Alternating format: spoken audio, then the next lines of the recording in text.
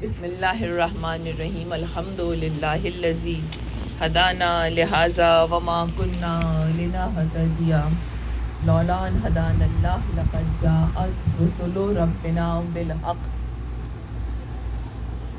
الصلاۃ والسلام علی النبی الأمی المکی المدنی القرشی الہاشمی المطلبی الرسول المسدد المصطفیٰ الامجد المحمود الاحمر ابو القاسم محمد صلی اللہ اللہم صلی علی محمد وآل محمد وجل فرج الصلاۃ والسلام علی صاحب دعوت النبویہ وصولۃ الحیدریہ والعصمت الفاطمیہ والحلم الحسنیہ والشجاعت الحسینیہ والعبادت السجادیہ والمعاصر الباقریہ والآثار الجعفریہ والعلوم الکاظمیہ والحجج الرضویہ والجود التقویہ والنقاوت النقویہ والہیبت العسکریہ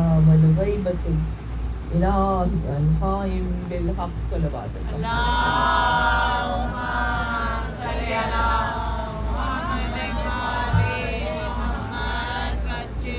الصلاۃ والسلام علی آلہ الطیبین الطاہرین المعصومین المظلومین انما یرید اللہ لیذہب عنکم الرجس اہل البیت ویطہرکم تطہیرا صلی اللہم صلی علی محمد وآل محمد وجل فرج تمام تر تعریف اور حمد اور ثنا اپنے پروردگار اپنے مالک اپنے رب جو واحد ہے، یکتا ہے، لا شریک ہے، کوئی اس کا ساتھی نہیں، ہر کام اپنی قدرت سے کرنے والا ہے اور اس کی قدرت میرے اور آپ کے دماغوں سے بہت بلند، جو چاہتا ہے کر گزرتا ہے اور ہر شے کی طاقت بھی وہی دیتا ہے اور قوت بھی وہی دیتا ہے۔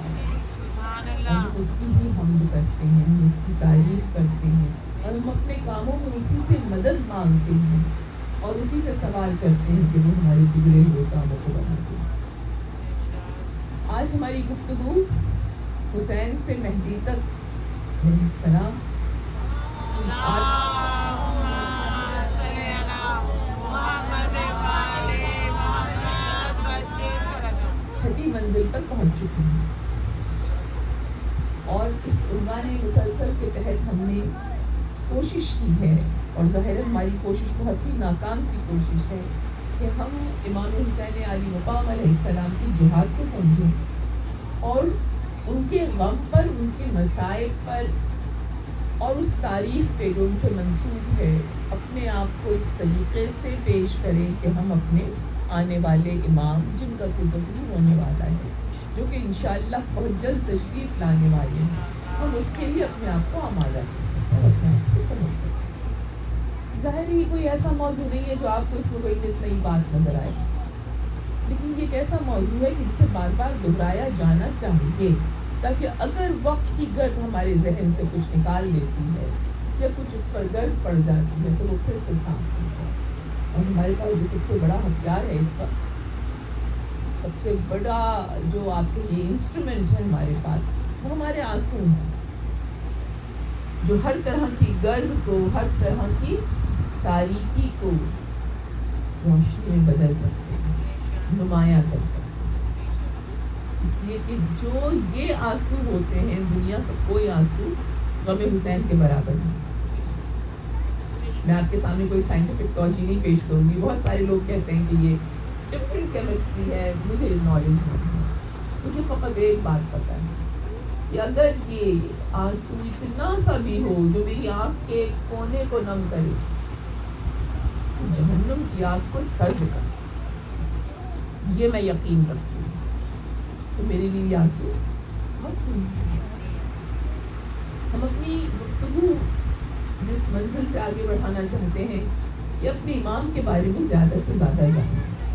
ہمیں فقط دو کام کرنا ہے۔ آج ساتویں کی شب ختم ہو رہی ہے اور بہت تھوڑا سا وقت رہ گیا، جب محرم آتا ہے میرے تو بہت سارا ٹائم ہے، 10 دن میں تو ہم بہت کچھ کر لیں گے، لیکن کبھی آپ نے دیکھا کہ اتنی تیزی سے کوئی وقت نہیں گزرتا جتنے محرم کے 10 دن گزرتے. لگتا ہے کہ ابھی تک تو کچھ کیا نہیں, اور ہم نے اپنے ذہن میں کتنے پلان بنائے ہوئے ہوتے ہیں. اس بار ہم یہ پڑھیں گے, اس بار ہم یہ دیکھیں گے, اس بار ہم یہ مولا سے مانگیں گے. لیکن وقت نکل گیا تو پھر کوئی بات نہیں, جو حاصل کر لیا ہے بس خدا اس میں استحکام دے, خدا اسے ہمارے قلب و جگر میں اتار دے, خدا ہمیں اس پر عمل کرنے کی توفیق دے, اور اللہ ہمیں اپنے وقت کے نام سے بہت نزدیک کر دے, وہ ہم سے راضی ہو جائے. سارا مسئلہ یہ ہے کہ ہم اپنی نیکیوں پر بہت جلدی پانی پھیر دیتے ہیں. بس مولا سے یہ دعا کرتے ہیں کہ مولا جو بھی آپ کے نام پر سن رہے ہیں اس پر عمل کر سکیں, اور اس پر عمل اس طرح کریں کہ آپ بھی ان سے خوش ہو جائیں, آپ بھی ان سے رضامند ہو جائیں, اور یہ ایام عزا ختم بھی ہو جائیں. لیکن انتظار مہدی نہیں ختم ہوگا, وہ تو اور زیادہ شدت کے ساتھ رواں دوا رہے گا. اور یہی سب سے بڑی تسلی ہے, یہ سب سے بڑا دلاسا ہوتا ہے دل کو, اس کو مولا سے نزدیک ہو. امام حسین علیہ السلام کے غم کو جب آپ دیکھتی ہیں, اس تاریخ کو آپ دیکھتی ہیں جو ایمان کے ساتھ پیش آئی, تو ہمیشہ تاریخ کو دیکھتے ہوئے نگاہ اپنی آگے والے آنے والے دنوں پر مرتکز رہنی چاہیے, فوکس رہنی چاہیے, تاکہ ہم جیسے جیسے وہ واقعات سن رہے ہیں ویسے ویسے ہم اپنے آپ کو لیسن دیتے رہیں. یہ نہیں کرنا, یہ کرنا ہے, یہ غلط ہو گیا تھا, میں کہیں وہ غلطی نہ دوہرا دوں. اسی وجہ سے آپ کے امام جعفر صادق علیہ السلام نے ارشاد فرمایا,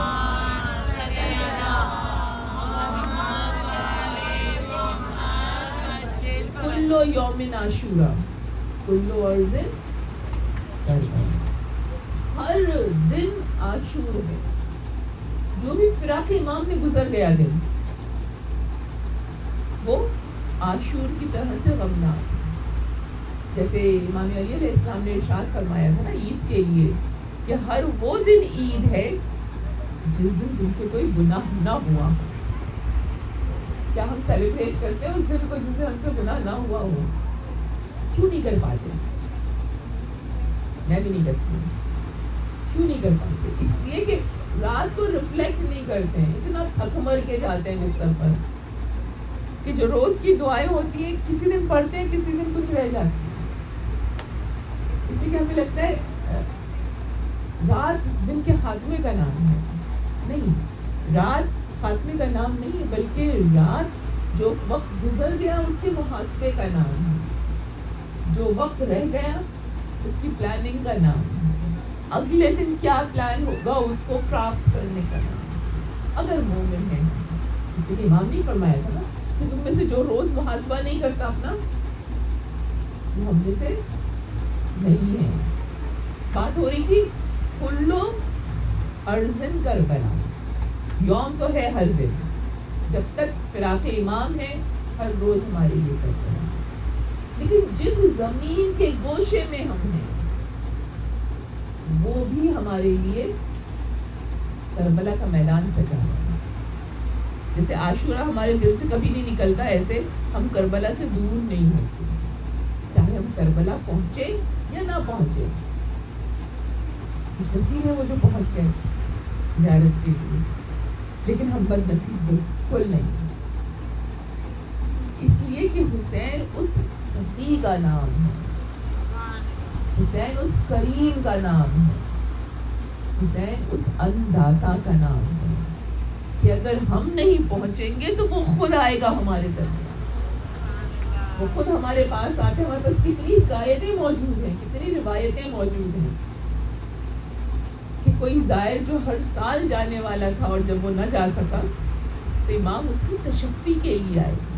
اور تشفی کس طرح سے دی خواب میں کہ تم نہ کرو, ہمارے لیے تم ہو. یہ دل جس کا بھی عزا خانہ ہے وہاں حسین ہے. اپنے دل کی قدر کیجیے, اپنے آنسوں کی قدر کیجیے, اپنی آنکھوں کی قدر کیجیے جو غم حسین میں بہہ رہے ہیں. میں کتنے واقعات آپ کے سامنے بتا چکی ہوں. آپ جب ہسٹری پڑھتی ہیں نا اس کی پہلے صغیر کی یعنی سب کانٹیننٹ یعنی India when India and Pakistan were united, تو آپ کو ظاہر کئی سو سال رہے ہیں مسلمان وہاں پر, تو آپ کو بہت سے ایسے واقعات ہیں. اہل بیت کے غلاموں کی ایک شان ہے, جس سرزمین پر جائیں گے عزاداری ضرور کریں گے. جیسے آپ کیا کریں گے کبھی نا, کبھی سوچے نا آپ نے پاکستان میں بیٹھ کر کہ جب آپ امریکہ جائیں گی تو آپ وہاں عزاداری کریں گی. ہمارے دماغ میں بھی نہیں تھا. چلے جائے, امیگریشن ہو جائے, اچھی نوکری مل جائے, گھر مل جائے, اس لیے ہم اتنے ستائی میں وہاں کے حالات کے تو نہیں سمجھ آتا. لیکن میں آپ کو پورے اعتماد کے ساتھ آپ سے کہوں گا, دنیا کی جس سوچ میں بھی بیٹھی ہوں کہ آپ کو یہاں بھجوایا گیا ہے, آپ خود سے نہیں آئی ہیں. کتنے لوگ سر پٹکتے آتے ہیں, لیکن جس پہ مولا کو یہ بھروسہ ہوتا ہے کہ یہ جہاں جائے گی یہ میرے مقصد کو آگے کرے گی, جس کا بیوی کو علم ہوتا ہے کہ یہ عزاداری میں شریک رہے گی, یہ عزاداری کو پروپیگیٹ کرے گی, اسٹیبلش کرے گی, انیشیٹ کرے گی.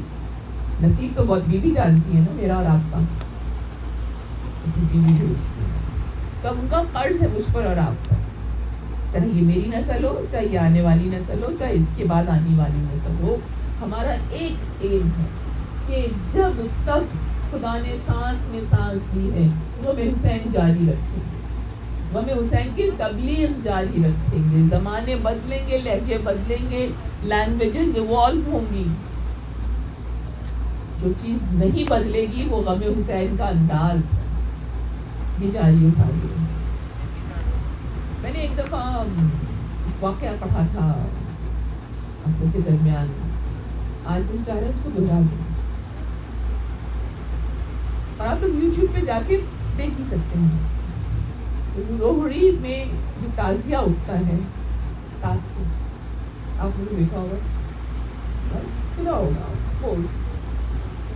اس کو کبھی جا کے یوٹیوب کیجیے گا, یوٹیوب پہ لوہڑی کی کا تازیہ, اس کی کیا خوبی نظر آتی ہے جب آپ اس کی موویز دیکھتی ہیں, ویڈیوز دیکھتی ہیں, کہ جب وہ اندر سے نکلتا ہے نا امام بارگاہ سے, بہت بڑا امام بارگاہ نظر آتا ہے, جب وہ وہاں سے نکل کے باہر تک آتا ہے نا تو کسی کے کندھوں پر نہیں ہوتا.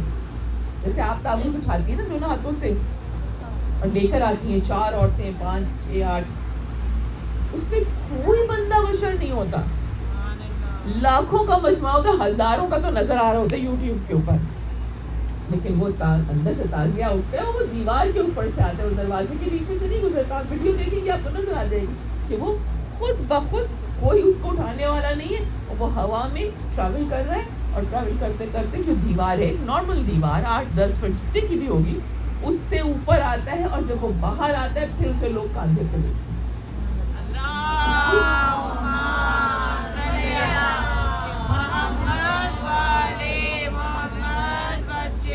اس کا آغاز کیسے ہوا تھا, اس کی ہسٹری کیا ہے, کتابوں میں لکھی, میں نے تو کتابوں سے پڑھی, ہو سکتا ہے کہ ویڈیو میں ہو, لیکن میں نے ویڈیو میں صرف اس کو دیکھا ہے. اس کی تاریخ کیا ہے. ایک صاحب تھے, ایک مومن تھے, ایک عاشق امام حسین تھے, جو کہ روڑی میں رہا کرتے تھے, اور اس زمانے میں جب کہ پانی کے جہاز چلتے تھے وہ ہر سال جاتے تھے کربلا, اور یہ ایام عزا وہ وہاں منایا کرتے تھے, اور گریا کرتے تھے, اور جو بھی ان کی عزاداری تھی ساری عمر ان کا یہ طریقہ تھا. اس کے بعد ایک دفعہ وہ بہت بیمار ہو گئے, اولڈ ایج تھی, اور بہت بیمار ہو گئے. جب وہ بیمار ہو گئے تو ان کو بس ساری بیماری میں یہی خیال تھا کہ اس بار میں کربلا کیسے جاؤں. مہینوں پہلے سے تیاری ہوتی تھی obviously, جیسے آپ لوگ کا ہوتا ہے نا کہ آپ ایک زیارت سے آتی ہیں دوبارہ سوٹ کیس بنا کے رکھ دیتی ہیں, کبھی پھر جانا ہے, یہی دل چاہ رہا ہوتا ہے نا, بھی یہی حال ہوتا ہے. بہت بے چین تھے, کیسے جاؤں گا, صحت اس قابل نہیں ہے, ٹریول کیسے کروں گا. ظاہر ہے ٹریول تو بہت مشکل کام تھا زمانے میں, پانی کے سفر کا, جہاز کا سفر. ان کے خواب میں سرکار سید الشہداء خود تشریف محمد کے روٹے کھڑے ہوئے. مولا اپنے زائر کے دل میں رہتے ہیں, اس کی آنکھوں میں رہتے ہیں, جب چاہتے ہیں اپنا جلوہ دکھا دیتے ہیں. اور جو ایک بات میں اس واقعے کو روک کر آپ کے سامنے کہوں, میں کئی دفعہ عرض کر چکی ہوں, اگر آپ نے وہ کتاب پڑھی ہے, نہیں پڑھی تو پڑھیے, وصیت نامہ کیسے لکھا جائے, تو بہت ڈسٹریبیوٹ بھی ہوئی ہے یہاں پر. آیت اللہ شہاب الدین مرشی کی لائف اسٹوری ان کے اسٹوڈنٹ نے ان کی انتقال کے بعد لکھی ہے. میں تفصیل نہیں بتا رہی, میں آپ کو صرف یہ بتا رہی کہ جب آقا مرشی پہنچے ہیں روضہ امام حسین میں اپنی جوانی کے عالم میں, بہت ہی زیادہ بیمار پریشان مسائل میں گھرے ہوئے, جب وہ وہاں پہنچے ہیں اس روضے کے اوپر امام حسین کے, تو انہوں نے اپنی جیتی آنکھوں سے اپنے مرحوم والد کو دیکھا, اور وہ مرحوم والد ان سے پوچھ رہے ہیں, جو بھی تفصیل تھی میں اس سب کو قطع نظر, وہ کہتے ہیں جب ان کو پتہ چلا کہ یہ اپنی درخواست لے کر آئے ہیں امام حسین کی خدمت میں, یہ سب کچھ جاگتے جیتے ہوئے ہیں, تو وہ کہتے ہیں کہ جلدی جاؤ ذریعہ مبارک کے پاس, اس لیے کہ آقا حسین کا ایک زائر بیمار ہے, امام حسین اس کی زیارت کے لیے جا رہے ہیں, اس کی عیادت کے لیے جا رہے ہیں. اب تصور کیجئے کہ جس ہوٹل میں آپ ٹھہری ہوئی ہیں وہاں مولا اگر آپ کی زیارت کے لیے آ رہے ہیں, تبھی تو کس قدر تاکید ہے باادب رہنے کی, سادہ رہنے کی, غمگین رہنے کی. بہت معذرت کے ساتھ میں دیکھتی ہوں کہ جب یہ لگژوریس قسم کے قافلے جا رہے ہوتے ہیں نا 5 اسٹار ہوٹل والے, وہاں صرف شور شرابہ ہوتا ہے, جہاں کے پیکج میں لکھا ہوتا ہے نا ناشتے پہ 80 ڈشز, سلاد کی 45 ڈشز, ہم انسان کھانے پینے میں رہتے ہیں. خبر امام اس وقت آ کے چلے جائیں اور ہمیں اس خوشی کے عالم میں دیکھ لیں. اسی وجہ سے کہا جاتا ہے جب کربلا جاؤ بہت سادہ رہو, غم کی حالت میں رہو. بہرحال واپس آتے ہیں روڑی میں. ان نے اپنی صاحب نے, مجھے ذہن سے نام نکل رہا ہے, میں انشاءاللہ کل کتاب سے لے کے آپ کو بتا دوں گی. انہوں نے دیکھا, یہ میں آپ کو بتا رہی ہوں, حسین نام ہے کتاب کا, اور کتاب یہ سید وسیع احمد وسیع یا وسیع حسین وسیع کی لکھی ہوئی, بہت مشہور کتاب ہے. خیر, اس میں انہوں نے واقعہ لکھا ہے, تصویریں بھی دی ہوئی ہیں, اور اس میں انہوں نے کہا کہ ان کے خواب میں, کئی 100 سال پرانی بات ہے, ان کے خواب میں امام حسین تشریف لائے, نام لے کے کہا کہ اے سید, تم اب بہت کمزور ہو گئے ہو, بیمار ہو گئے ہو, تم اب ہمارے پاس نہ آنا. تو یہ رونے لگے. انہوں نے کہا مولا میں کیسے نہ آؤں, ساری عمر آپ کی در کی غلامی کی ہے, باقی عمر میں چھوڑ دوں آپ کو. مولا نے کہا بالکل پریشان نہ ہو, تم نہ آنا, ہم خود تمہارے پاس آئیں گے, ہم خود تمہارے پاس آئیں گے. ظاہر کو بہت خوشی ہوئی, لیکن ان کے دل میں کسک کیا تھی اس وقت؟ کسک یہ تھی کہ جیسا میں وہاں جاتا ہوں, روضے پہ جاتا ہوں, زری ہے وہاں پر, اس زمانے میں لکڑی کی زری ہوتی ہے, اب تو سونے کی ہوتی ہے, چاندی کی. خیر, ان کے دل میں کچھ خیال تھا. مولا نے کہا اور فکر نہ کرو, ملک فارس سے یعنی ایران سے بلاؤ بڑھئی کاریگر, اور جیسی زری وہاں پر ہے, جیسا ہم تمہیں دکھاتے ہیں ویسا تازیہ بناؤ. تازیہ خاص تابوت, آپ دیکھ لیجیے گا بالکل ڈفرنٹ تابوت ہے, جب آپ یوٹیوب کریں گے نا آپ کو نظر آ جائے گا. ایسا تابوت نہیں ہوتا, بلکہ اس تابوت کی میں جگہ جگہ پہ ڈھالیں اور تلواریں لگی ہوئی, بالکل ڈفرنٹ ڈیزائن ہے. مولا نے کہا یہ نقشہ بنوانا. اب ان کو وہاں روڑی میں بیٹھ کے ایرانی کاریگر بھی مل گئے, تو یقیناً مولا بھی تو بھیجے ہوں گے. آپ عزاداری کرتی ہیں, آپ کے کام کیسے ہوتے ہیں؟ آپ کی ہمت سے ہوتے ہیں, آپ کے وسائل سے ہوتے ہیں. مولا آسانیاں کرتے ہیں. 18 کروڑ فرشتے, آپ سوچئے 18 کروڑ کی تو گنتی بھی نہیں آتی مجھے, صرف کام حسین کا کام کر رہے ہوتے ہیں, حسین کا فرش بچھوا رہے ہوتے ہیں. اچھا, مجھے لگتا ہے فرشتے آگے چلیے, بھی بہت اچھی بات ہے, فرشتے کو ہے ان کے در کے بڑا. لیکن میں آپ کو بتاؤں, جتنے واقعات سنے ہیں میں نے, جن لوگوں سے, جو لوگ بتاتے ہیں کہ میں فلاں کام کر رہی تھی تعزیے کا, میں فلاں نظر بنا رہی تھی, میں فلاں چیز رضا خانی کی الماری پینٹ کر رہی تھی, تو میں نے, کوئی کہتا ہے میں نے مولا عباس کو دیکھا وہ وہاں کھڑے, کوئی کہتا ہے میں تبرک بنا رہی تھی, وہاں بھی سیدہ کھڑی نہیں تھی. فرشتوں کے باوجود یہ ہستیاں آپ کے ساتھ کام کر رہی ہوتی ہیں, ان کی شفقت کا ہاتھ ہوتا ہے آپ کے سر پر. جب آپ عزاداری کا کوئی بھی کام کر رہی ہوتی ہیں, چاہے آپ ایک مرثیہ تیار کریں یا سلام تیار کریں, میں آپ کو پوری پوری پوری گارنٹی کے ساتھ کہہ رہی ہوں, اگر وہ ساتھ نہ کھڑے ہوں کچھ نہیں ہو سکتا. نہ ایک سلام پڑھ سکتے ہیں, نہ حدیث پڑھ سکتے ہیں, نہ فرش ٹک سکتا ہے. یہ موسم دیکھیے, اس موسم میں ہم سارا سال نکلیں گی, کہاں کہاں سے آ رہی ہیں, اتنی دور دور سے اتنے چھوٹے چھوٹے بچوں کو لے کر وقت پہ پہنچے. کیوں؟ مولا کے در پر حاضری لینی ہے. اب ان کو باقاعدہ نقشہ دکھایا گیا, جب نقشہ دکھا دیا گیا تو انہوں نے ان کو کاریگر بھی مل گئے. ان کو اس زمانے میں آسان نہیں تھا کہ آپ کے پاس ایران سے کاریگر آ جائیں.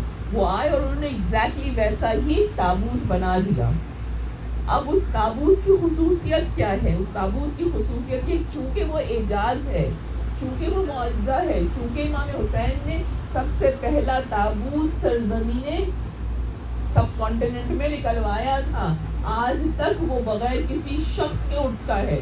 اب اسے فرشتے اٹھاتے ہیں کہ جنات, لیکن میں اور آپ خاکی لوگ نہیں اٹھاتے, اس لیے کہ وہ حسین کی تائید اس کے ساتھ ہوتی ہے. ضرورت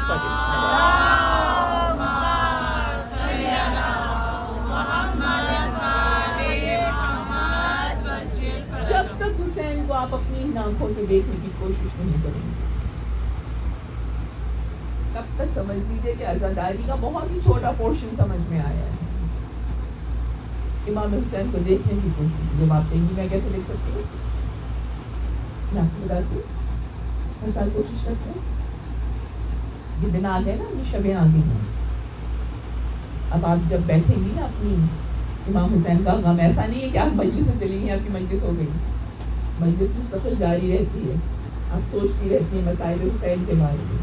جیسے جیسے یہ ایام آج 7 ہو گئی, کل 8 ہو گئی, پرسوں 9 ہو جائے, تو شب عاشور آ جائے گی. آپ تو سوچیں گی نا حسین کے بارے میں, حسین کے ساتھیوں کے بارے میں, حسین کے بیٹوں کے بارے میں, حسین کی عورتوں کے بارے میں, حسین کی پیاس کے بارے میں. آپ کا دل ایک عاشور خانہ بنا رہے گا, رائٹ؟ آپ اپنی آنکھیں چند لمحے کو بند کر دیجیے, اور اس کے بعد آپ حسین کو دیکھنے کی کوشش کیجیے. اب آپ کیسے دیکھیں گے؟ اب آپ اپنے امیجنیشن کو کام میں لائیے اور ایک عزم کا سراپا تراشیے, ایک نور کا بنا ہوا سراپا جو سر سے ناف تک اپنے باپ جیسا, مرتضیٰ جیسا, اور سینے سے قدموں تک رسول جیسا, جو رسول کا ڈٹرمنیشن تھا, جو رسول کا قیام تھا.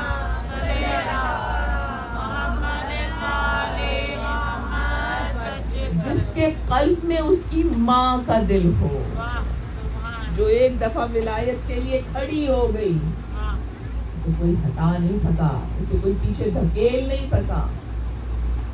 حسین کے لیے کیا جملہ کہا تھا شب عاشور, ناٹ شب عاشور بلکہ 8 محرم کی شب ہونے کے بعد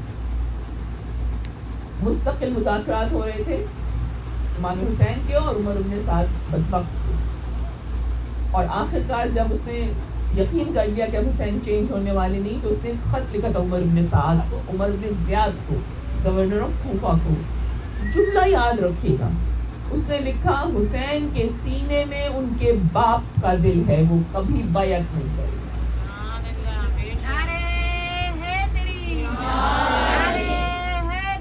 یا علی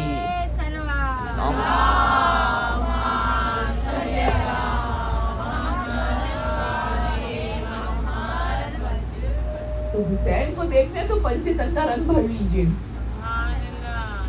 حسن کی شجاعت, حسن کا صبر, حسن کا وزڈم,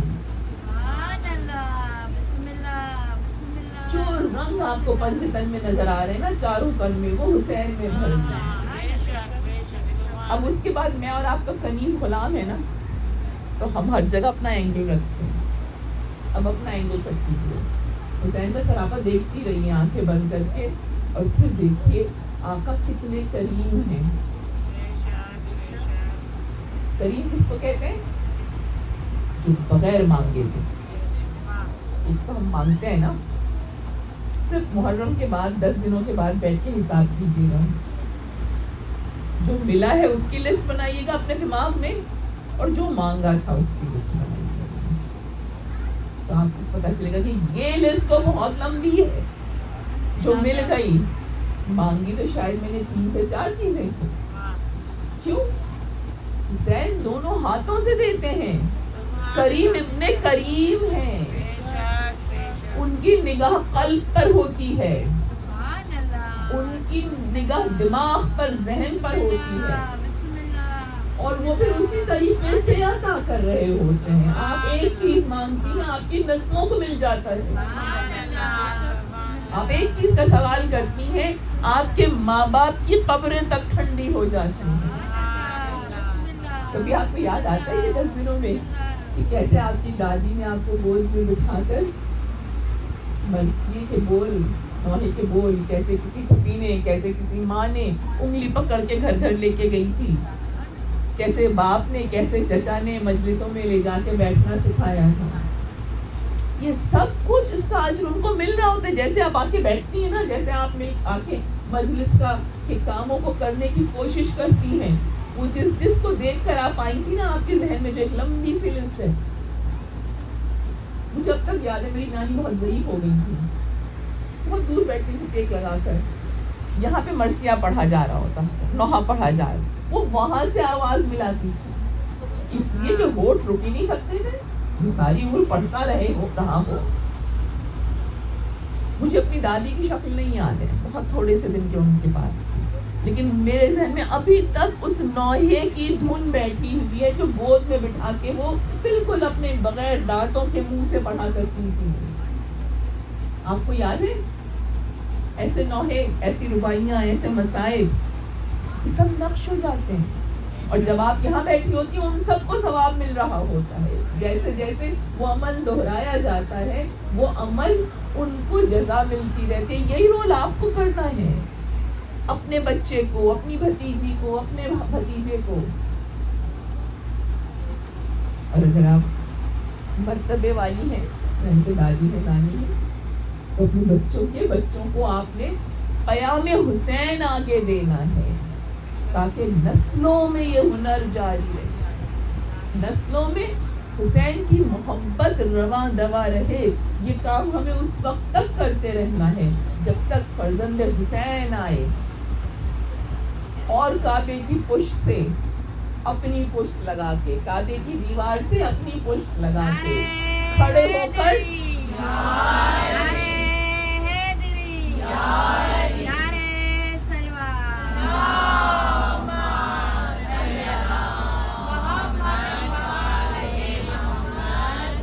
یہ نہ کہے کہ میں فرزند حسین تمہارے وقت کا امام آ گیا. جو چیز سب سے زیادہ, میرا جس ٹاپک ہے اس ٹاپک سے جو سب سے زیادہ انٹرسٹنگ چیز آپ کو نظر آتی ہے وہ کیا ہے, کہ جس وقت آپ کے بھائی امام اپنی آمد کا اعلان کریں گے,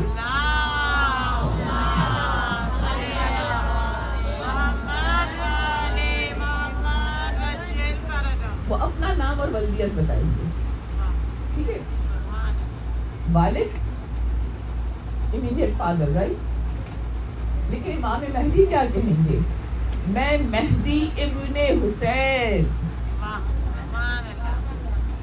حسین سے ڈائریکٹ کنیکٹ کریں گے اپنے آپ کو. کیوں کریں گے کنیکٹ؟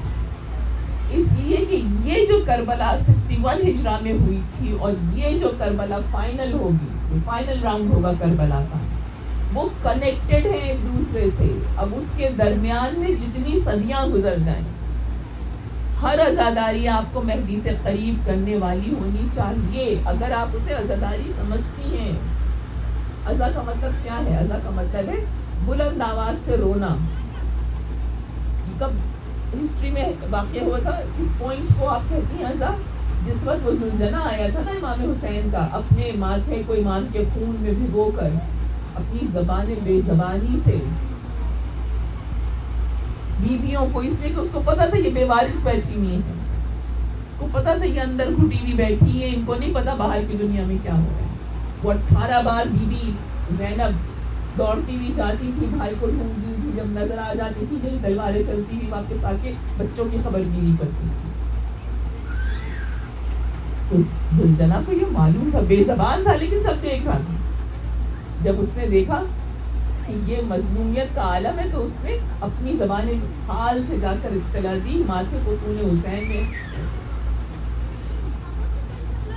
دبویا، اور اس کے بعد جا کے وہاں پہ جو وہ ہنہنایا تھا نا زور سے، اس نے اپنی زبان میں آواز دی تھی کہ حسین کی سواری واپس آ گئی. اور سکینہ دوڑتی ہوئی نکلی تھی کہ میرے بابا آ گئے. لیکن جب اس نے باغ کا ٹی وی دیکھی تھی، تیر بھرے دیکھے تھے، تو اس کے بعد وہ بہت چیخ کے روئی تھی، اور اس چیخ میں زینب کی بھی ایک صدا شامل تھی، حسین کہاں ہے. وہ جو مومنٹ تھا نا چیخ کے رونے کا، اس کا نام ہے عزا. وہ چیخ ابھی تک آپ کو فالو کر رہی ہے. یہ جو علم ہے نا، یہ جو فرش ہے، یہ سب اس عزاداری کی ایکسٹینشنز ہیں. آپ کہیں پر بھی بیٹھ کے ماتم کر رہی ہوں، رو رہی ہوں، وہ عزاداری کی ایکسٹینشن ہے جس کا اینڈ ظہور مہدی ہے. یہ صدا اس وقت تک بلند ہوتی رہے گی جب تک کہ امام زمانہ آخر انتقام نہیں لیں گے اپنے جد کا. ہر ظالم کو ختم نہیں کریں گے. جتنے ظالم آج کے ہیں، جتنے ظالم گزر چکے ہیں، ان سب کو زندہ کرے گا پروردگار. اور اسی کا نام رجت ہے. رجت کی فلسفی کو سمجھنے کی میں پچھلے سال کافی آپ لوگوں کے درمیان عرض کر چکی ہوں. ابھی تو مجھے آپ لوگوں سے ایک ریکویسٹ کرنی ہے، اور وہ ریکویسٹ یہ ہے کہ ہر انسٹیٹیوٹ جو آپ کے لیے فرش فراہم کرتا ہے اس کو آبویسلی فائنینسز کی ضرورت ہوتی ہے. تو آپ لوگ جنرسلی ڈونیشنس بھی دیجیے علی سینٹر کو، تاکہ یہ آپ کے لیے اور فیسلٹیز پرووائڈ کر سکیں. اور ظاہر مانگنا کوئی اتنا آسان کام نہیں ہوتا. آپ خود سے جا کے دیجیے. آپ کی کوئی منت ہے وہ آپ کو پوری کرنی ہے، آپ اس کا اماؤنٹ دے دیجیے. آپ کو اپنی بیمہ کروانا ہے امام زمانہ علیہ السلام سے، انشورنس لینی ہے کہ امام زمانہ میرے لیے آنے والا سال سیفٹی کا رہے. جو بھی ڈونیشنز ہیں، اور پھر مسجد کے لیے تو آپ کی ایک عید بھی قیامت تک آپ کو اجر دلاتی رہے گی. میں اور آپ چلے جائیں گے، لیکن جو اینچ یہاں لگ جائے گی اس کا ثواب ہمیں ملتا رہے گا. اور اگر آپ کا جی چاہے تو جو آپ کے بزرگ اس دنیا سے جا چکے ہیں، جنہوں نے آپ کو عزاداری سکھائی تھی، ان کے نام پر آپ ڈونیٹ کریں، تاکہ ان کی روحیں نہ صرف شاد ہوں بلکہ ان کی قبریں بھی روشن ہو جائیں. درود پڑھی محمد علیہ.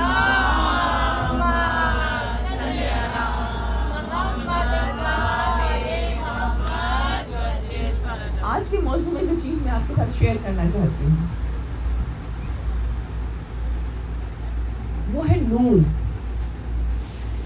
یاد رکھیے، قرآن مجید سورہ بنی اسرائیل آیت ہمیں بتاتی ہے کہ اللہ فرماتا ہے کہ ہم نے اپنے نور کو پھونکا، فنفخت روحی، نفخ پھونکا، ہم نے اپنے نور کو روح کی صورت میں پھونک دیا انسان کے اندر. تو انسان نور کے ساتھ پیدا ہو. اسی طریقے سے ایک اور سورہ میں پروردگار عالم ارشاد فرماتا ہے کہ انسان 3 چیزوں سے مل کر بنا ہے. انسان کن 3 چیزوں سے مل کر بنا ہے؟ مٹی یعنی کہ جسم، رائٹ؟ جسم ہے. دوسری چیز روح. روح کیا ہے؟ امر ربی. سورہ بنی اسرائیل میں معلوم کہا ہے روح ہمارا حکم ہے، لیکن ہم نے اس کا بہت تھوڑا سا علم تمہیں دیا. تو روح کیا چیز ہے؟ As a matter of fact ہم زیادہ نہیں جانتے، ہم صرف اتنا جانتے ہیں کہ یہ خدا کا آرڈر ہے. تو 2 چیزیں ہوں گی، جسم،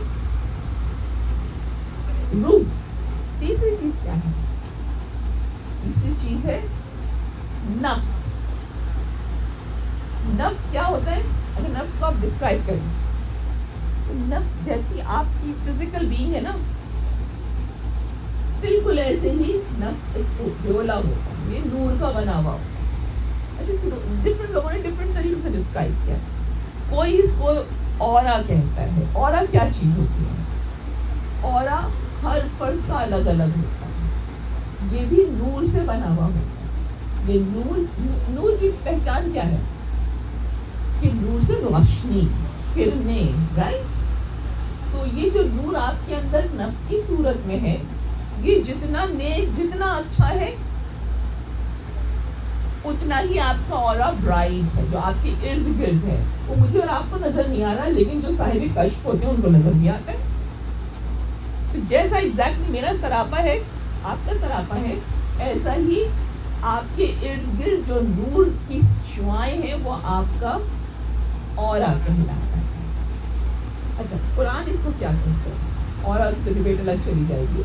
मैं सिंप्लीफाई करूं बच्चों के लिए। ऑरा क्या होता है? अक्सर आप लोग कहते हैं ना कि वो फला शख्स कमरे में दाखिल हुआ, या मैंने उसको पहली बार देखा, तो मुझे कुछ अच्छी वाइब्स नहीं है। जब किसी के साथ बुरा एक्सपीरियंस हो जाता है तो हम क्या कहते हैं? हमें तो पहली बार में सही वाइब्स नहीं आई। यानी उसका जो ऑरा था वो इफेक्ट है, नजर नहीं आता, जाहिर है मुझे और आपको नहीं नजर आएगा, लेकिन उसका एक इम्पैक्ट होता है, इम्प्रेशन पड़ता है, जिससे आप फिगर आउट करते हैं अरे वो बड़ी नेक खाती है, उनका कितना अच्छा इम्प्रेशन है, या उनकी प्रेजेंस कितनी अच्छी फील होती है। बात लोग होते हैं कि आप दुआएं मांग रहे होते हैं कि यार ये उठ के चले जाएं, यहाँ उठ के चले जाएं। आई एम श्योर आप मेरे लिए नहीं सोचेंगे,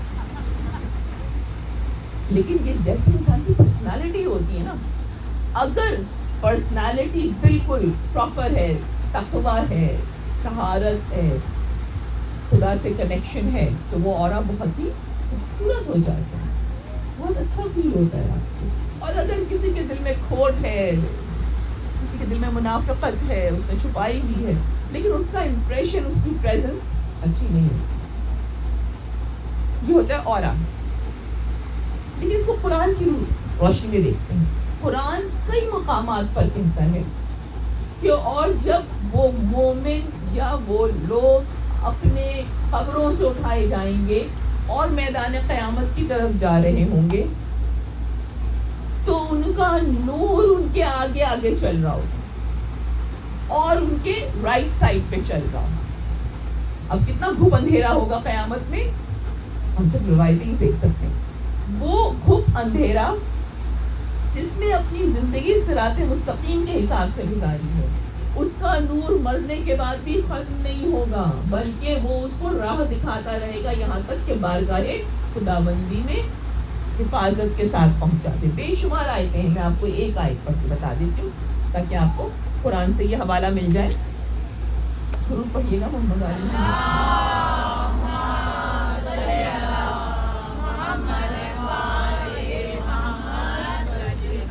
दो आयतें हैं 26 और 27 सूरह यूनुस चैप्टर नंबर 10, 10वां चैप्टर है और 11वां वॉल्यूम है और 26 आयत 26 आयत। जिन लोगों ने नेकी की है उनके वास्ते नेकी भी है और इजाफा भी। इजाफा किसे कहते हैं? एडिशन भी, कि जो लोग नेकी कर रहे हैं उनकी नेकी तो अपनी जगह पर है, जाहिर उसका एक वजन है, नेकी का हर अमल का वजन है, लेकिन उसके साथ अल्लाह की तरफ से एडिशनल वैल्यू आ रही है, इजाफा भी है। उनके वास्ते नेकी भी है और इजाफा भी है। और उनके चेहरों पर, अब सुनिए कितनी खूबसूरत बात है, उनके चेहरों पर ना स्याही होगी ना जिल्लत। इसका मतलब है कुछ चेहरों पर स्याही भी होगी, जहाँ स्याही होगी वहां पर जिल्लत भी होगी। जिन लोगों ने नेकी की है उनके वास्ते नेकी भी है और इजाफा भी, और उनके चेहरों पर न स्याही होगी न जिल्लत होगी। वो जन्नत वाले हैं और हमेशा वहीं रहेंगे। दुरूद पढ़िए अपने लिए।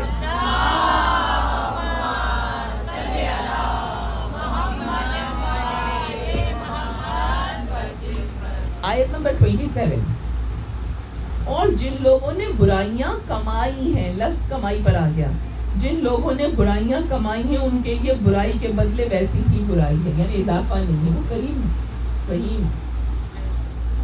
तो वो नेकी के बदले तो आपको 7 नेकियों का सवाब दे देगा, 70 का देगा, 700 का देगा। ये नियत है, राइट, या वसीला है कि जिसके वसीले से आप नेकी कर रही हैं।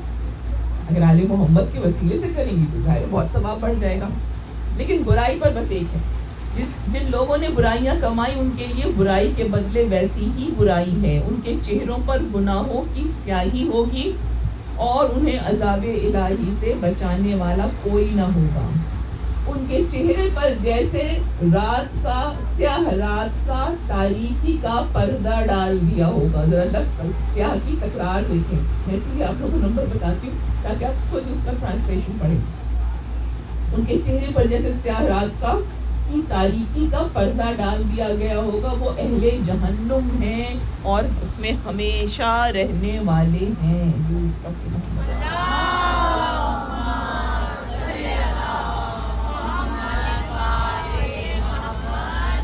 اب میں اسی بات کو دوسرے طریقے سے دہراتی ہوں. جب اللہ تعالیٰ نے آدم کو پیدا کیا, آدم کو تمام میرٹ سے, اس لیے کہ اپنا خلیفہ بنا رہا تھا نا. خلیفہ کیا ہوتا ہے؟ ریپرزینٹیٹیو, رائٹ. اللہ اپنا ریفلیکشن آدم میں ڈال رہا ہے, تو آدم تو پرفیکٹ بینگ ہے. اس کے بعد اب کوئی مانے گا نہیں مانے گا, وہاں شیطان بھی بیٹھا رہا, ابلیس بھی. اللہ کو پتا تھا یہ تو نہیں مانے گا, تو اللہ تعالیٰ نے اس کو فائنالٹی دی. اور کس طرح سے فائنالٹی دی کہ اللہ نے کہا تمام ملائکہ سے سجدے میں جھک جاؤ آدم کے. آدم اتنے عظیم ہیں, ان کے آگے تم سب سجدہ کرو. تو یہ ملائکہ کیا تھے؟ فرشتے. فرشتوں کا نام ملائکہ کیوں ہوتا ہے؟ ملائکہ کا مطلب ہے ملک. ملک کا مطلب ہے پاور, رائٹ. ان کو نوحہ پڑھنے میں بہت ملکہ حاصل, تو اس کا مطلب ہے کہ یہ پرفیکٹ ہو چکی ہیں نوحہ پڑھنے. ٹھیک ہے, ان کو قرات کرنے میں ملکہ حاصل. تو somebody is not only perfect بلکہ وہ اس چیز کو کنٹرول کر رہے ہیں. تو جتنے فرشتے ہیں ہر کوئی نہ کوئی کسی نہ کسی کام پہ ڈپیوٹڈ ہے. یہ پوری کائنات جو ہے فرشتے چلا رہے ہیں. تو جتنی بھی قوتیں ہیں اس دنیا میں ان پر, پوری کائنات پہ, سوری ناٹ دنیا, دنیا تو بہت چھوٹی ہے, تو اس کے اوپر ہر طاقت پر ایک ملک ہے. ان تمام طاقتوں کو آدم کے سامنے جھکا دیا. کیا مطلب ہوگا آدم کا, رائٹ. تو اس کا مطلب ہے کہ آدم اور آدم میں ڈائریکٹ اپنی روح پھونکی تھی, اپنی فنفختہ روحی, اپنی روح پھونکی تھی نا اللہ تعالیٰ نے, تو نور ہی نور تھا. تو آدم کہاں پہ کھڑے ہوئے تھے؟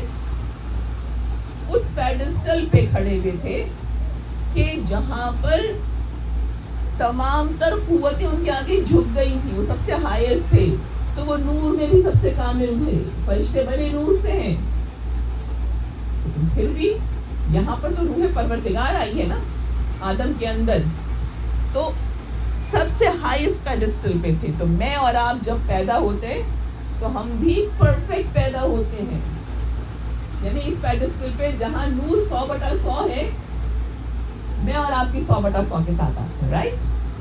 پھر ہوتا کیا ہے, آدم تو پیغمبر تھے, ہمارا آپ ہے نا, گناہ کریں گے, چھوٹا سا ایک نقطہ بن گیا, تو پھر شرمندہ ہو گئے, ایواپریٹ ہو گیا, وائپ آؤٹ ہو گیا. اور شرمندہ تو ہم بہت کم ہوتے ہیں مشکل سے. کیوں؟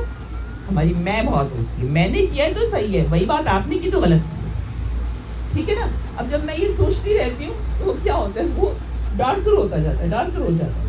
اور میں یہ آپ کو حدیث رسول بتا رہی ہوں, آپ فرماتے ہیں جب تم ایک گناہ کرتے ہو تمہارے دل میں ایک سیاہ نقطہ آتا ہے, اور جب وہی گناہ مسلسل تبھی کہا جاتا ہے نا کہ اگر کوئی چھوٹا سا بھی گناہ بار بار کیا جا رہا ہے تو وہ کبیرہ بن گیا. جس کو معمولی سمجھا وہ کبیرہ. سیاہی پھیلتی جاتی. قرآن میں بار بار اللہ کہتا ہے نا کہ اور ان کے دل سخت ہو گئے اور اللہ نے ان کو راہ ہی نہیں دکھائی. تو اللہ ان کو راہ کیوں نہیں دکھا رہا؟ کیا اللہ ظالم ہے جو مجھے اور آپ کو دکھائے گا اور ان کو نہیں دکھائے گا؟ نہیں.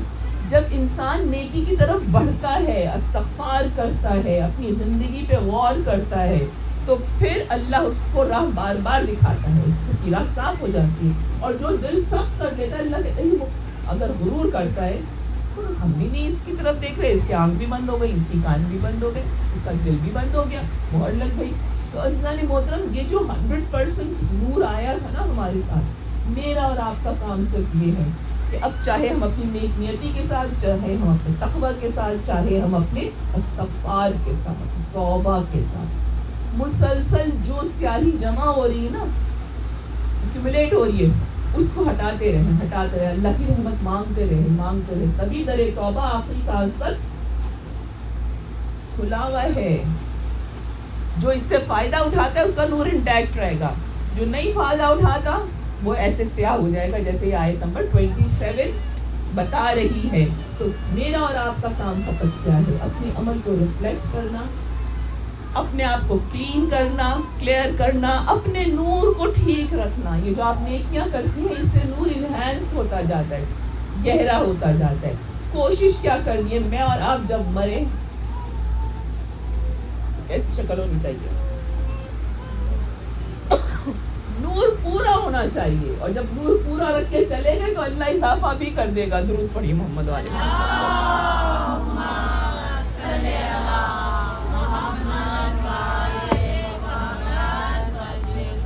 انتہائی خوش مجلس، لیکن موضوع ایسے ہی ہے.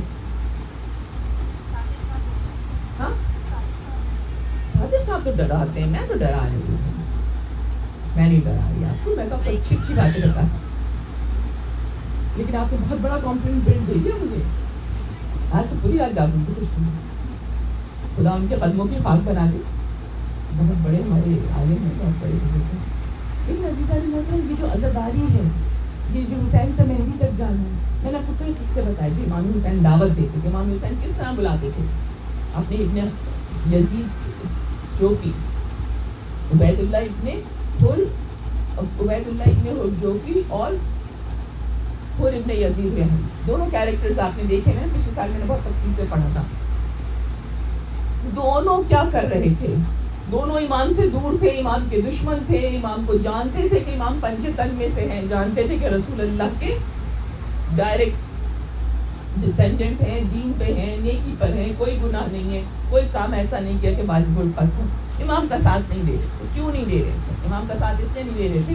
اب یہ میں بہت بڑی فلسفی آپ کو دے رہی ہوں. امام کا ساتھ اس لیے نہیں دے رہے تھے کہ ان کا کہنا یہ تھا کہ ہم نے چونکہ حاکم وقت کی بیعت کی بھی ہے تو ہم بیعت نہیں توڑ سکتے. صحیح کر رہے تھے؟ نہیں کر رہے تھے، اس لیے کہ بیعت صرف آل محمد کی ہے.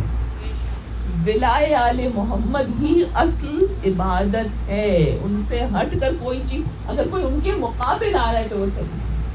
آپ سے یہ نہیں کہا جاتا کہ آپ تلوار لے کے باہر کھڑی ہو جائیں، آپ سے یہ نہیں کہا جاتا آپ جہاد پہ اتر جائیں، لیکن آپ سے جس چیز کی ایکسپیکٹیشن ہوتی ہے کہ اپنے آپ کو اپنے وقت کے امام کی پہچان ہونی چاہیے. اسی لیے سرکار نے اتنی بڑی بات کہی. آپ نے کہا جو اپنے وقت کے امام کو نہیں پہچانے گا وہ جاہل مرا، یعنی کچھ کام ہی نہیں کیا. کیوں؟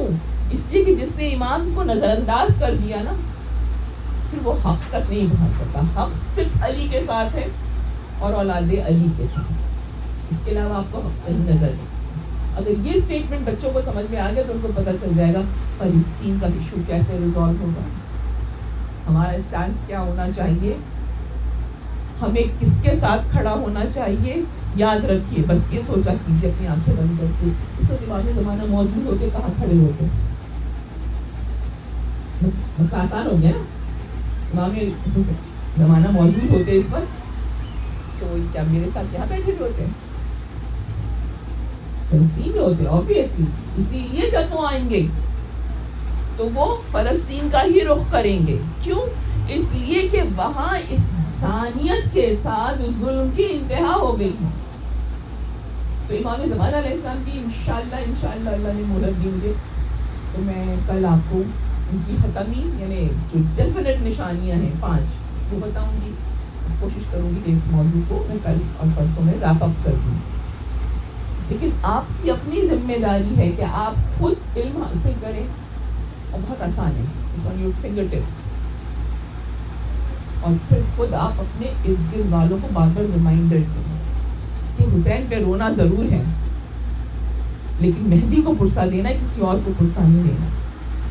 مجلس میں جانا ضرور ہے، لیکن صاحبہ خانہ کی شکر گزاری کے اس نے فرج بچھایا، لیکن जाके पुरसा वहाँ ज़ैनब कुबरा को देना।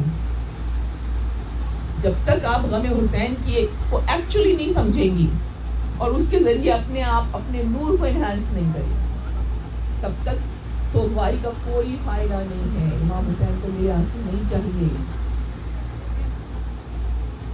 इमाम हुसैन को मेरी मार्फत चाहिए। एक चीज़ मैंने रिक्वेस्ट की थी, मैं आप लोगों से भी रिक्वेस्ट करती हूँ, माफ़ कीजिएगा, बहुत जल्दी हो रही है, सॉरी, लेकिन बस थोड़ी सी मजबूत रहती है। दुरूद पढ़िए मोहम्मद अली। यहाँ पे एक एक्स्ट्रा रखा हुआ है, वहाँ लगा लो।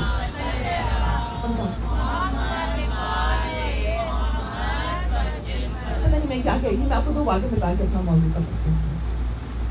हमें इस नूर को इंटैक्ट रखना है। कैसे रखना है? ईमान की राह पे चल के, सुन्नते रसूल पर अमल करके। कल कुछ जाके इन्वेस्टिगेट की नहीं सुन्नतें, कल था ना हमारा टॉपिक, टाइम नहीं। That's so sweet and honest. मैंने आप लोगों से कहा अपने बडीज बनाइए। अब वो चाहे बडीज आपकी ये बराबर बैठी वाली हो, या आपके घर में आपके स्पाउसेस हो या बच्चे हो, जिसको भी पार्टनर बना ले, और लिखना शुरू कीजिए, मतलब स्टैब्लिश करना शुरू कीजिए। लिखने का कहा तो सब भाग जाएंगे, लिखने डिस्कस करना शुरू कीजिए कि सुन्नत मासूमीन क्या है। इसलिए कि आपको आपके इमाम जाफर सादिक अलैहिस्सलाम ने एक टास्क दिया है।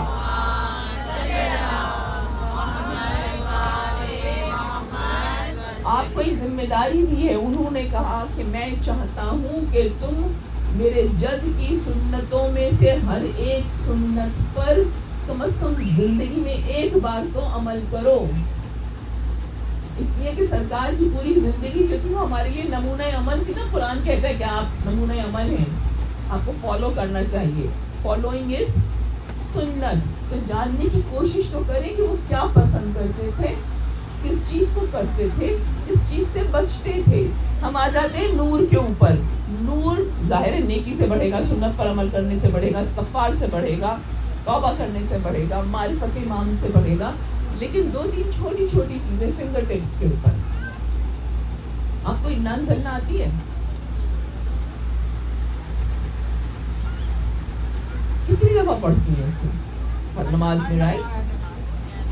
एक तो नमाज में कभी ना छोड़िएगा, इसलिए कि आपके इमाम असर अलैहिस्सलाम ने फरमाया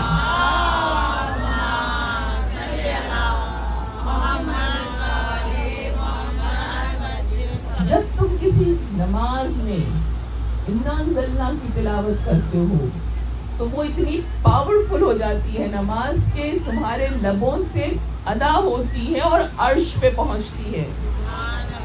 तो मैं और कम से कम मैं अपनी नमाज के लिए देखती हूँ, उनको खुद को कुछ नहीं होता, इधर उधर ख्याल भटक रहा होता है। तो कैसे पहुंचेगी? उसकी तो परी नहीं है, पर खुली नहीं रहे जो नमाज जाएगी ऊपर। लेकिन इन्ना अंज़लना पढ़ ली तो आपके इमाम गारंटी दे रहे हैं कि वो अर्श पर पहुंचेगी। तो लाजमी इन्ना अंज़लना पढ़ना, राइट। लेकिन इसको पढ़ने का जो इमाम ने ताकीद की है, जो हमें मिलती है नक़ूल साहब की कुरान की तफसीर में मिलता है कि आप इरशाद फरमाते हैं कि आइम्मा ने ताकीद की है कि पूरे दिन में 76 टाइम्स इन्ना अंज़लना पढ़ना। अच्छा, अब इसको डिफरेंट तरीके से बताएं, वो तफसीर मैं अभी आपको नहीं बता रही हूँ, कंफ्यूजिंग हो जाएगी। आप जितनी दफ़ा भी पढ़ सकती हैं पढ़ें। दो जगह पे इन्ना अंज़लना पढ़ना ना छोड़ें। रात को जब अपने बिस्तर पे जाती हैं तो 14 दफ़ा पढ़ा कीजिए, 14 टाइम्स। 14 मासूमी, 14 इन्ना अंज़लना। फ़ायदा क्या है इसका? इतना ज़्यादा फ़ायदा लिखा हुआ है कि अगर मैं किताब ले आऊँ और आपके सामने पढ़ूँ तो मैं इससे किसी को पूरी मजलिस पढ़ सकती हूँ। इतनी मौला ने इसकी अहादीस ताकीद की है। 14 दफ़ा जो रात को पढ़ा जाता है, हर हर्फ के एवज़, हर्फ और लफ्ज़ में फ़र्क है। हर्फ किसे कहते हैं? अल्फ़ाबेट को, लेटर को। लफ्ज़ किसे कहते हैं? तो वर्ड जो है it's a some of letters, right. हर हर्फ के एवज़ एक फरिश्ता खल्क़ होता है एवरी नाइट, इमाम कहते हैं। और वो कितना बड़ा होता है? वो इतना जाइगेंटिक होता है कि उसकी जो हथेली है ना, ये हथेली زمین و آسمان اس کے اندر ہوتے ہیں، اتنی بڑی ہوتی ہے کہ پوری زمین و آسمان کے برابر ہوتی ہے وہ ہتھیلی، اور اس کے 1000 ہاتھ ہوتے ہیں فرشتے کے، اور اس کے 1000 چہرے ہوتے ہیں، اور ہر 1000 چہرے پہ زبانیں ہوتی ہیں 1000، اور ہر زبان پہ 1000 لغت، یعنی ڈفرنٹ لینگویجز ہوتی ہیں. اب یہاں تو میری کیلکولیشن ختم ہو گئی تو میں نے کیلکولیٹ نہیں کیا، لیکن آپ تصور کریں کہ وہ ساری رات اپنی 1000 زبانوں سے اور 1000 لغت سے، لینگویجز سے درود پڑھتے ہیں. اور وہ درود کہاں لکھا جاتا ہے؟ پڑھنے والے کے نامہ عمل میں. اتنی بڑی بات ہے نا، اتنا درود تو ساری عمر میں نہیں پڑھ پائیں گے ہم. 14 دفعہ پڑھنے سے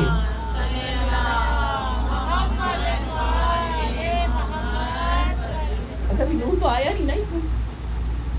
جو یہ آپ پڑھتی ہیں نا رات بھر، وہ پڑھنے، سوری جو فرشتے پڑھتے ہیں ان کے عوض پروردگار عالم نور خلق کرتا ہے، جو نور زمین و آسمان کو ڈھانپ لیتا ہے، اور اس کے بعد وہ نور آپ کے ساتھ ہوگا جو قبر سے اٹھنے کے بعد روز قیامت آپ کو راستہ دکھاتا رہے گا. درود پڑھے محمد.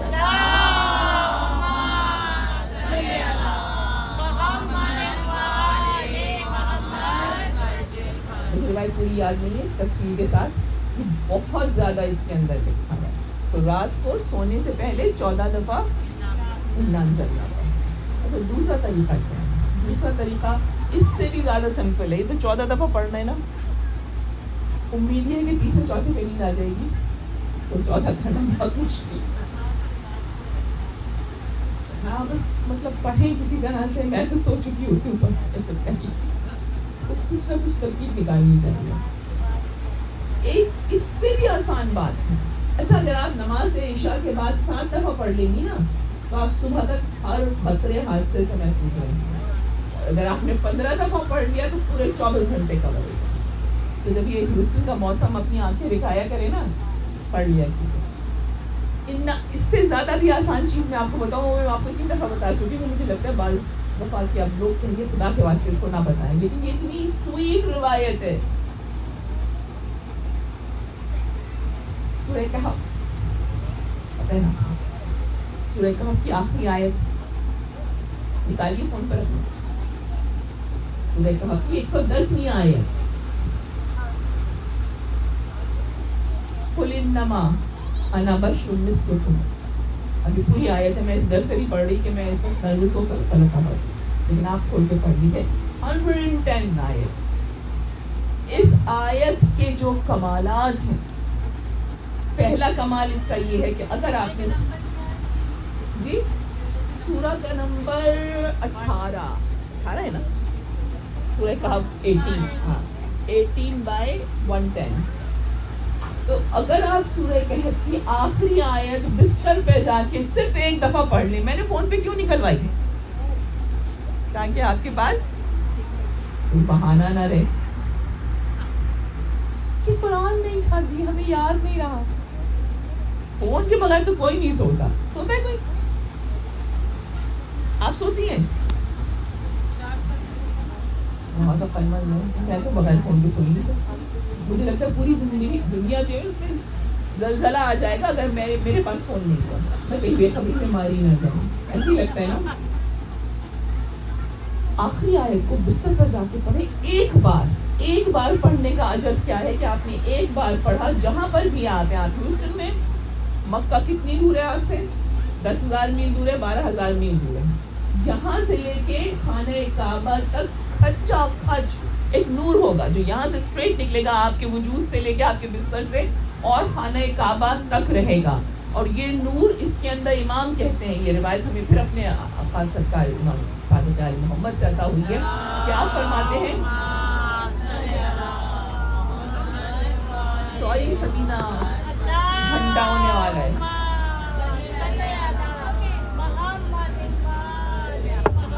میری اس وقت مسئلہ ہوگی اور میں آپ اتنی تھک گئی کہ مجھے یہ بھی پتہ نہیں کب ہونا ہے.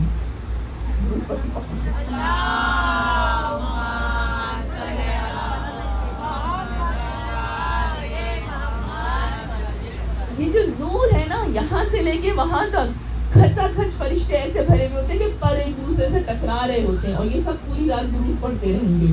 اور یہ درود کہاں جا رہے ہیں؟ ہاں, ہمارے نام اعمال میں, رائٹ. اچھا, اب فرض کریں آپ بہت خوش نصیب ہیں, آپ وہاں پہنچ گئی عمرے کے لیے, حج کے لیے, آپ نے پھر پڑھا, آپ کی عادت پڑ گئی ہے. تو اب یہ نور جہاں بھی آپ کا وجود ہے وہاں سے لے کے بیت معمور تک جائے گا, اور فرشتے کھچا کھچ بھرے ہوں گے جو درود پڑھ رہے ہوں گے محمد و آل محمد پہ, جو آپ کے نامہ عمل میں ڈپازٹ ہو رہا ہے. ٹھیک ہے,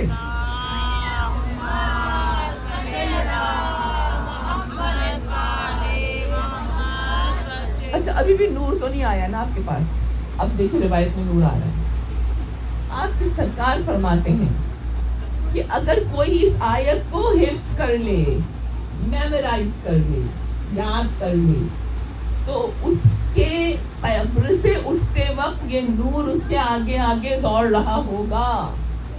یہ اتنا اسٹرینتھن ہو جائے گا نور کہ یہ آگے آگے دوڑ رہا ہوگا. یعنی قیامت میں اٹھ کر قبر سے اللہ کے پاس حاضری دینے تک کوئی اندھیرا آپ کو نہیں ٹکرائے گا. عزیزان محترم, قرآن کہتا ہے کہ جب مومنین اپنی قبروں سے اٹھائے جائیں گے تو ان کے نور ان کے ساتھ ساتھ دوڑ رہا ہوگا. تو اس وقت مجرمین ان سے کہیں گے کہ تھوڑا سا نور ہمیں دے دو, ہم بھی راستہ دیکھ لیں. تو اب پروردگار کو جلال آئے گا. مومنین تو بیچارے اتنے سویٹ ہوتے ہیں, ان کو دل جیسے پتہ چلے گا وہ جنت میں جا رہے ہیں, وہ خوش ہو جائیں گے, وہ کہیں گے چلو سب چلو. یہی ہوتا ہے نا ہمارے ساتھ, ہم کہیں جا رہے ہوتے ہیں سب کو ساتھ لے لیتے ہیں, لیکن وہاں اللہ کو جلال آئے گا. اور اللہ کہتا ہے ہم ایک 4 دیواری, ایک 4 walls بنا دیں گے مومن کے گرد تاکہ اس کا نور اندر رہے.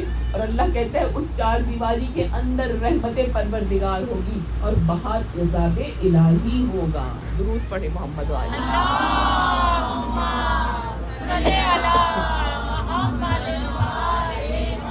بس عزیزان محترم, آج کی گفتگو ہم یہاں پہ روک دیتے ہیں. آج کا ہوم ورک کیا ہے؟ 14 دفعہ مجھے بھی یاد رکھے لگا.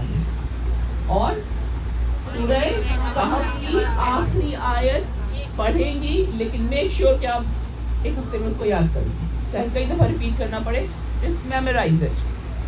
کیوں؟ اس لیے کہ جو حسینی ہیں انہیں نور اکٹھا کرنا, اتنا نور اکٹھا کرنا ہے کہ جو کمپلین پرسوں آپ نے سنی تھی نا, کہ جس شخص نے جو امام کو دیکھنا چاہ رہا تھا اور اس کو ایک آدمی ملا تھا جو کہہ رہا تھا کہ اس نے کہا کہ امام غائب ہے. اس نے کہا نہیں, امام تو غائب نہیں, امام سامنے ہے. تمہارے گناہوں کی وجہ سے پردہ اتنا سخت ہے تمہیں نظر نہیں ہے.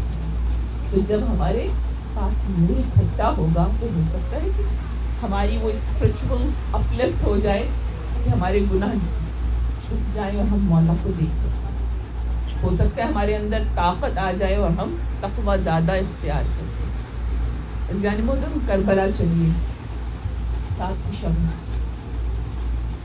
آج شب نہیں بلکہ 8 کی شب ہے. 7 تاریخ امام حسن کے فرزندوں کے, ان شہزادوں کے نام ہیں. آئیش میں آپ کو اپنی کتاب کھول کے دکھا سکتی ہوں.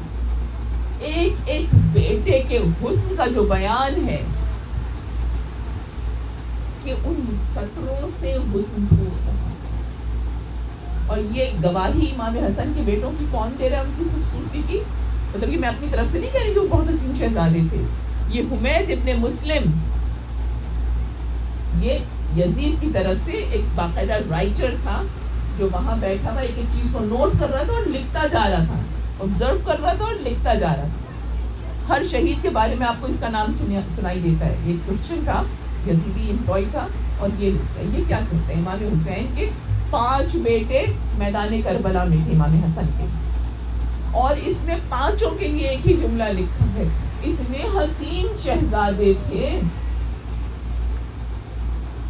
کہ آنکھوں کو یقین نہیں آ رہا تھا کہ اتنا حسین. خصوصاً 2 شہزادوں کے لیے تو بڑی صراحت کے ساتھ لکھا. 5 بیٹے تھے, ایک سب سے بڑے حسن مثنیٰ تھے, بی بی کبریٰ کے شوہر تھے. اس کے بعد دوسرے وہ 23 سال کے تھے. اس کے بعد ایک تھے جن کا نام تھا عبداللہ الاکبر, یہ 21 سال کے تھے. اس کے بعد پھر 17 سال کے احمد ابن حسن. اس کے بعد پھر ایک اور تھے قاسم جن کی عمر 13 سال. پھر اس کے بعد عبداللہ اصغر 9 برس کا بچہ, یعنی یہ امام حسن کی شہادت کے بعد پیدا ہوا. سب کے لیے ایک ہی جملہ آ رہا ہے. احمد ابن حسن کی تو حسن کی وہ تعریف اس نے لکھی ہوئی ہے کہ مجھے لگا جب امام نے استغاثہ بلند کیا, امام نے کئی استغاثے بلند کیے, تو کہتا ہے کہ ایک استغاثے کے بعد خیام سے 2 چھوٹے بچے باہر آئے. خیام میں کیوں بیٹھے تھے؟ اس لیے کہ ان پر جہاد واجب نہیں ہوا, کم سن تھے نا, تو ان کو اندر بٹھایا تھا عورتوں نے.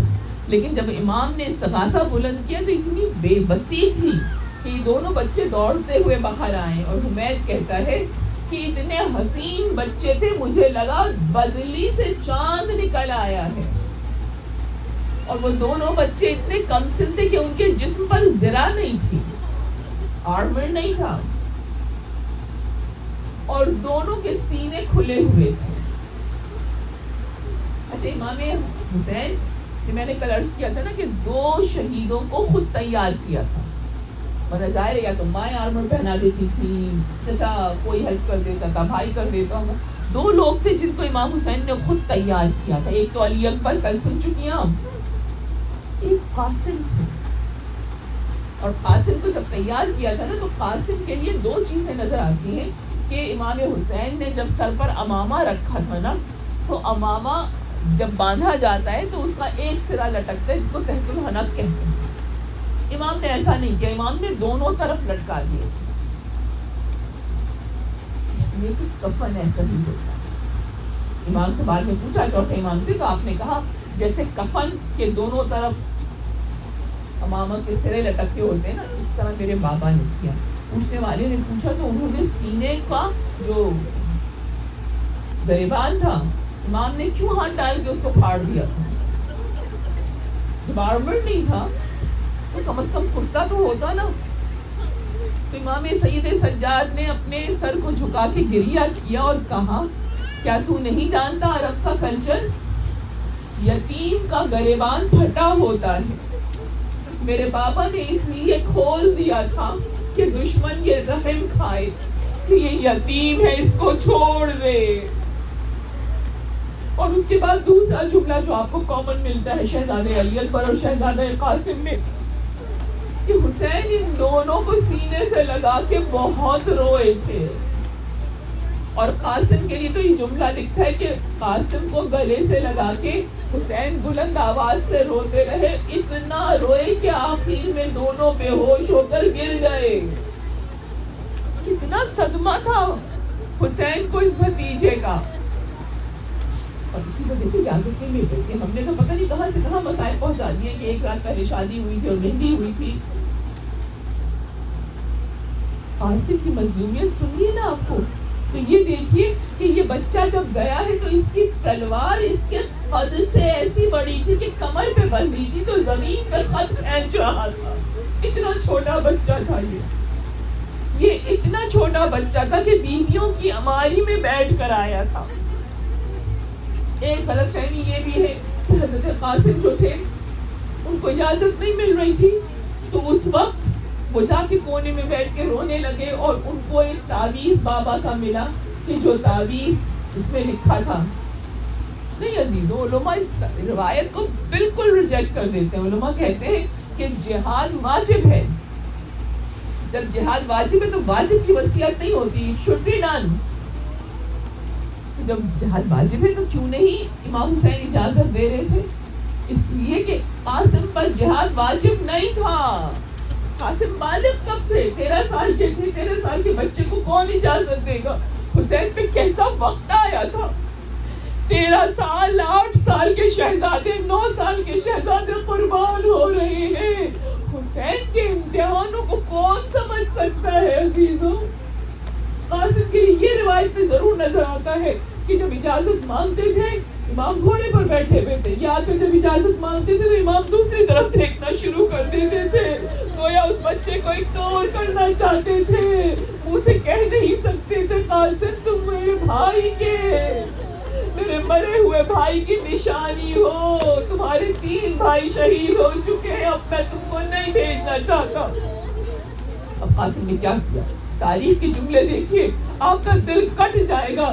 قاسم نے گھوڑے پہ بیٹھے ہوئے چچا کے پاؤں چھونا شروع کیے، کبھی آنکھیں لگاتے ہیں پاؤں پر، کبھی ہونٹوں سے پیار کرتے ہیں، توجہ لے رہے ہیں چچا کی۔ ظاہر پاس ادب بھی تھا، جہاں چچا منہ پھیرتے ہیں قاسم اس طرف کا پاؤں پکڑ کر چچا کا اپنی آنکھوں سے لگانا شروع کر دیتے ہیں۔ بالآخر قاسم کو اجازت مل گئی۔ اجازت کیسے ملی؟ روتے روتے حسین نے رخصت کیا، روتے روتے رخصت کرنا چاہ رہے اور اپنے بھائی کی طرف اشارہ کیا۔ عباس آئے، اس یتیم بچے کو گود میں اٹھائے، لٹرلی گود میں اٹھا کر اس کے بعد گھوڑے پر بٹھا دیا۔ یہ اتنا چھوٹا بچہ تھا، خود سے رکاب میں پاؤں رکھ کے نہیں چڑھ سکتا تھا۔ عزیزو، عباس نے بٹھایا، قاسم نے ایڑ لگائی، جا کر جنگ کی۔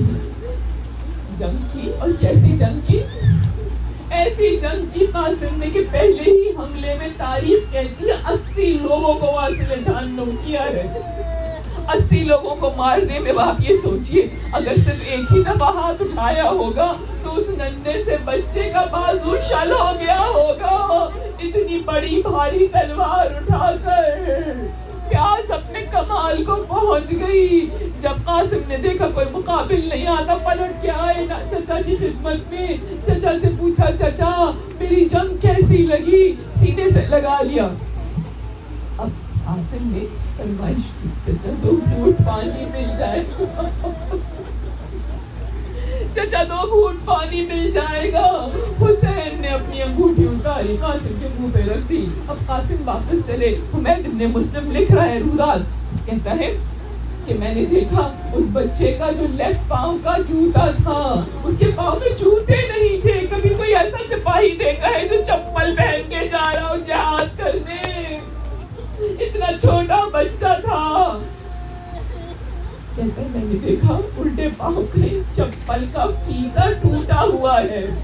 یہ بچہ اتنا نادان تھا، جنگ کرتے کرتے جب ارزق شامی کے 4 پہلوان بیٹوں کو قتل کر لیا، ارزق سامنے آیا اس کو بھی قتل کر دیا، اور اس کو قتل کرنے کے بعد ظاہر ایک فتح کا احساس تھا، اتنے بڑے بڑے پہلوانوں کو زیر کیا تھا۔ پیچھے مڑ کے دیکھتا ہے حضرت عباس کو۔ قاسم کی جنگ کے لیے بڑی خصوصیات ہے۔ تاریخ کہتی ہے عباس اور حسین دونوں بلندی سے جنگ دیکھ رہے تھے، عجیب طریقے سے دیکھتے تھے۔ یہ طریقہ ایسا نہیں تھا جو کسی اور کے ساتھ ہو۔ کیا طریقہ تھا؟ دونوں کے ہاتھ تلوار کے قبضے پہ تھے کہ اگر قاسم کو ضرورت پڑے لمحے بھر میں پہنچ جائے اڑ کر۔ مڑ کے چچا کو دیکھا، عباس نے داد دی، بس اس کے بعد حمید کہتا ہے یہ بچہ اتنا بھولا تھا، اتنا بھولا بچہ تھا۔ اس ہنگام میں، اس جنگ کی چلتی ہوئی تلواروں میں نیچے جھک کے اپنے تسمے کو رکاب سے الگ کرنے لگا۔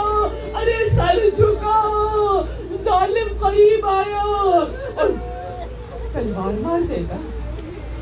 جنگ میں جائز تھا، لیکن اس نے پتہ ہے کیا ظلم کیا قاتل نے؟ اس نے پورا سوامن کا گرز اٹھایا۔ گرز کیا ہوتا ہے؟ جس میں لوہے کی اسپائکس ہوتی ہیں، اس چھوٹے سے شہزادے کے سر پر مارا۔ وہ بچہ زمین میں آیا، اب تسمہ اٹکا ہوا ہے، تسمہ نہیں الگ ہوا۔ سوار تو گرتے ہیں نا، لیکن گھوڑے سے جدا ہو جاتے ہیں۔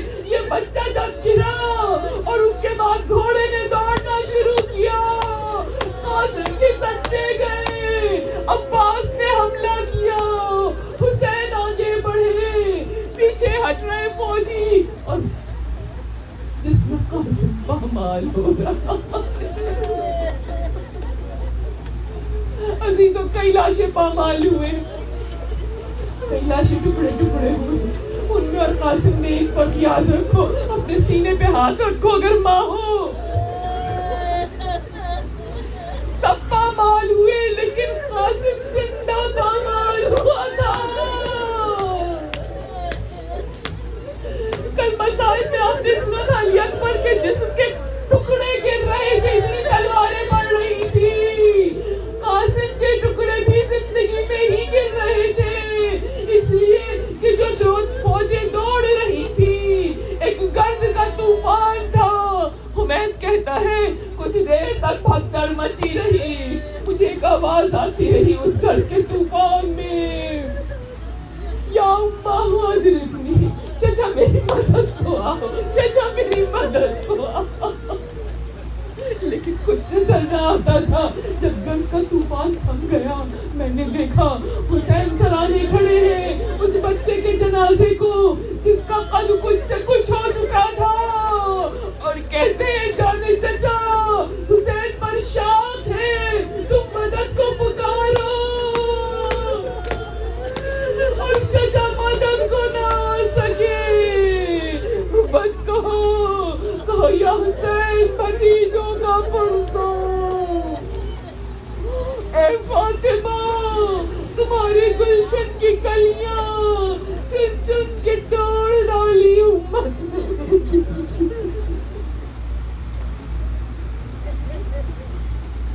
پروردگار عالم ہمارے اس فرصے کو قبول کر، ہمیں اپنے وقت امام سے قریب، اللہ لعنت اللہ علی القوم الظالمین۔